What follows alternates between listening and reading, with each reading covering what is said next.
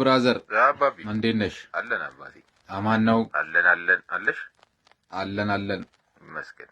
አንቺ ጥበብ፣ ምርጥላ፣ አንቺ ብልቃጥ፣ አንቺ ውስዋስ ጠፍተሻል። አለ አባቴ አሉልሽ።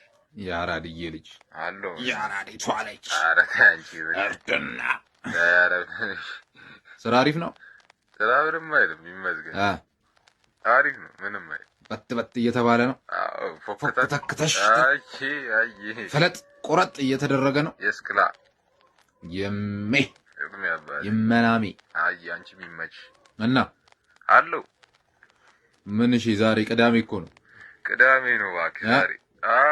አየሩ ምት ነው ግን ማለት መላ ምናምን የሚለው አይወጣለትም።